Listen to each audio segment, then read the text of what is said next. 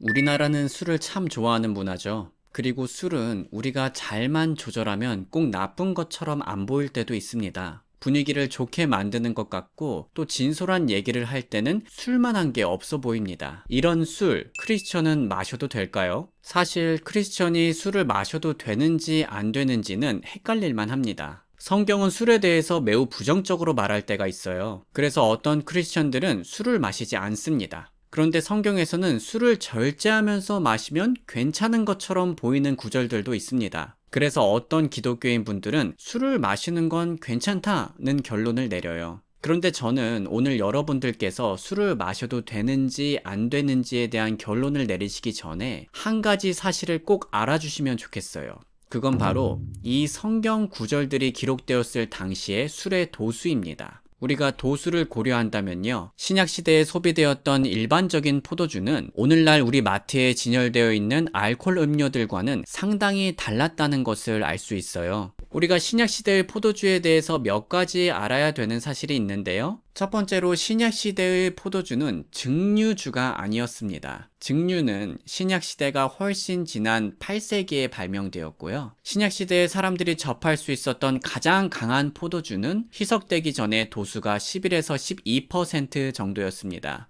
두 번째로 이 포도주는 그냥 바로 마시는 게 아니라 일반적으로 희석해서 마셨습니다. 고대 사람들은 포도주를 원액으로 그대로 마시는 것을 야만적인 행위라고 생각했어요. 또 고대 기록들을 참고하면 당시의 물과 포도주의 비율이 어땠는지를 알 수 있습니다. 보시다시피 이렇게 비율이 다양했는데요. 고대 사람들은 최소한 비율을 물 2, 포도주 1로 희석시켰어요. 그렇다면 성경시대의 사람들은 어떤 식으로 마셨을까요? 미슈나와 탈무드를 통해서 알아보면 유대인들 사이에서 일반적인 희석 비율은 물 3, 포도주 1일 가능성이 매우 높습니다. 그리고 이 비율에 따르면 신약시대의 포도주의 알코올 함량은 2.75%에서 3.0%로 매우 낮았습니다. 그래서 성경에서 일반적으로 나오는 포도주는 이렇게 희석되고 도수가 낮은 포도주로 보는 게 타당합니다. 고대인들은 희석되지 않은 포도주를 언급할 때 섞이지 않은 포도주라는 것을 표시했고요.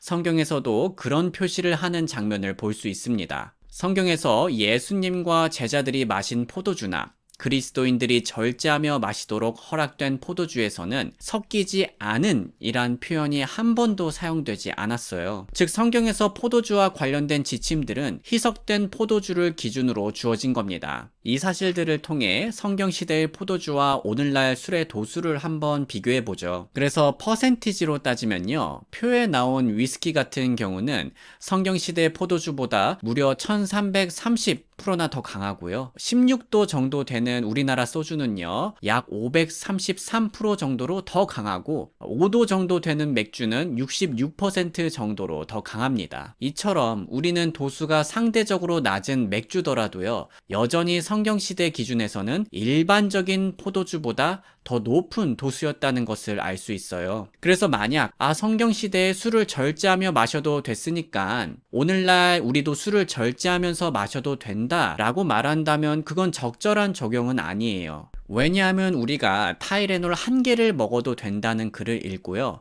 타이레놀 1개 먹어도 괜찮으니까 타이레놀 5개, 6개 먹어도 되는구나 라고 결론을 내리지는 않잖아요. 이처럼 우리가 성경에서 2.7% 정도 되는 포도주를 절제하며 마셔도 된다는 글을 보고요. 오늘날 16도에서 20도 되는 술을 마셔도 괜찮다는 건 적절한 결론이 아니라는 거죠. 그런데 여기서 누군가는 이렇게 질문을 줄 수 있어요. 알코올 도수가 중요한 게 아니라 마시는 알코올 양이 더 중요한 거 아닌가요? 물론 알코올 양도 고려해야 합니다. 그렇다면 성경시대에서 사람들이 마시던 알코올 양은 얼마나 되었을까요? 한 고대 유대 문헌에서는 6월절 절기의 일부로 4잔의 포도주를 즐겼는데 여기에 반드시 풍성한 분량이 들어가야 한다고 말합니다. 그렇다면 성경시대 기준으로 포도주의 풍성한 양은 얼마나 되었을까요? 보수적인 견해에 따르면요, 약 125ml 정도의 포도주이고요. 좀 더 관대한 견해에 따르면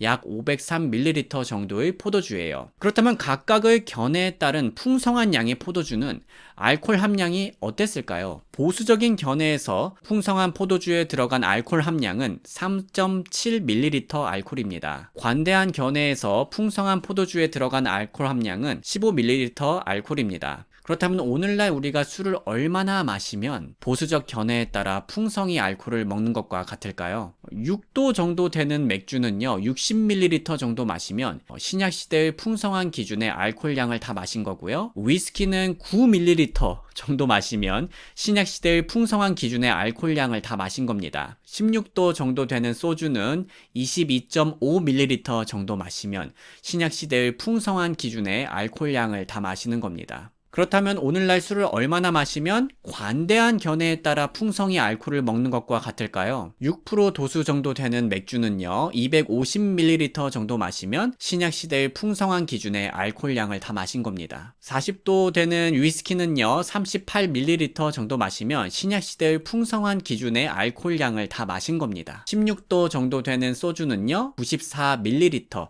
정도 마시면 신약시대의 풍성한 기준의 알코올량을 다 마신 겁니다. 즉 관대한 견해를 따르더라도요, 소주잔 2잔 정도면 신약시대 기준으로 알코올을 많이 마신 게 되는 거예요. 여기서 우리가 내릴 수 있는 결론이 있는데요, 아주 적은 양의 현대 알코올 음료가 신약시대의 풍성한 분량의 포도주와 동일한 양의 알코올을 포함한다는 겁니다. 자, 지금까지의 내용을 정리하자면 성경시대의 포도주는 알코올이 있었습니다. 그리고 성경에는 포도주를 절제하면서 마실 수 있는 것으로 보이는 구절도 있고요. 하지만 당시 성경시대 포도주의 알코올은 2.7%에서 3% 정도로 오늘날 술보다 매우 낮습니다. 그리고 당시 성경시대에 사람들이 마셨던 알코올 양 또한 매우 적었어요. 그렇게 매우 적은 도수와 적은 양의 알코올을 마시던 시대에도요, 성경은 포도주를 경계하라고 했죠. 그러므로 우리가 성경을 기준으로 한다면요, 알코올이 들어간 음료를 마시는 것 자체를 죄라 부를 순 없겠지만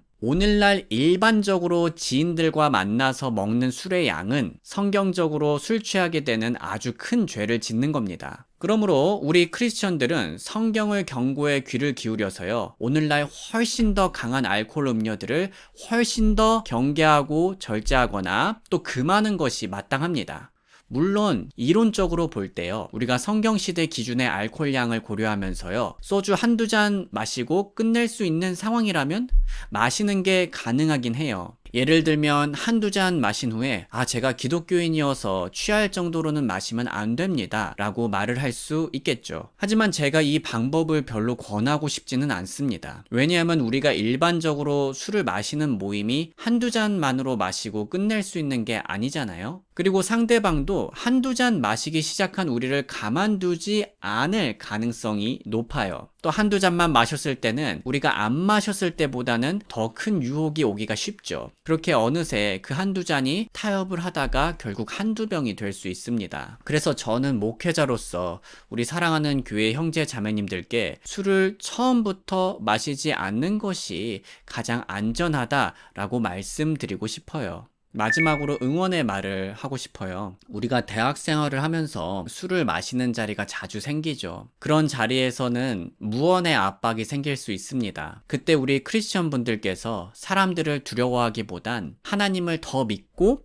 하나님께서 기뻐하시는 선택을 당당히 하시길 응원합니다. 만약에요, 주변 사람들이 내가 술을 안 마시는 걸 이해 못하고 압박을 주고 나를 이상하게 보면요, 사실 그건 내 잘못이 아니라 그 사람들의 잘못입니다. 술을 안 먹는 게 잘못된 게 아니잖아요. 특히 기독교인들이 아니더라도요, 요즘 같은 시대에는요, 대부분의 상식적인 사람들은 술을 마시냐 안 마시냐로 사람들을 판단하면 안 된다는 걸 잘 알고 있어요. 만약 그런 걸로 나를 판단하는 사람이 있다면 장기적으로 볼 때 그 사람은 나에게 결코 좋지 않은 관계이니 선을 긋는 게 더 바람직합니다. 우리는 사람에 대한 두려움으로 조종당하는 게 아니라 우리의 아버지 하나님을 사랑하는 마음으로 주체적으로 행동할 수 있어야 합니다. 직장에서도 마찬가지겠죠. 큰 부담이 오는 상황이 오실 거예요. 그런 상황에 처하는 우리 기독교인 분들을 응원합니다.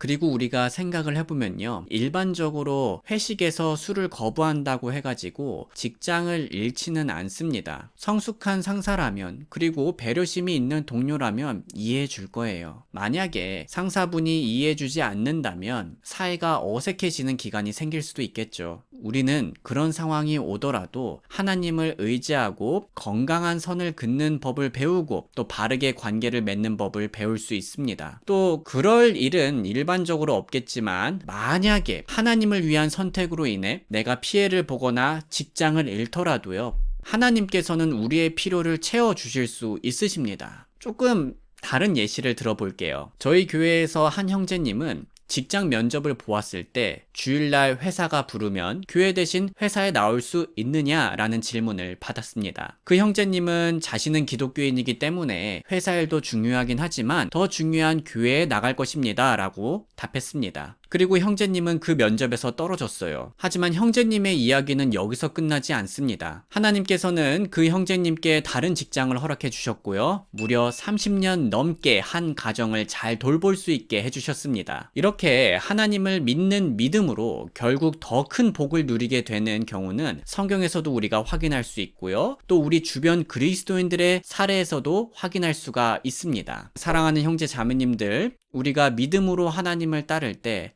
하나님께서는 우리의 필요를 채워주시고요. 돌봐주시고요. 넘치게 복을 주십니다. 이 사실을 믿고 우리의 모든 삶이 술이 아니라 하나님으로 가득 채워지는 행복한 인생이 되길 기도합니다.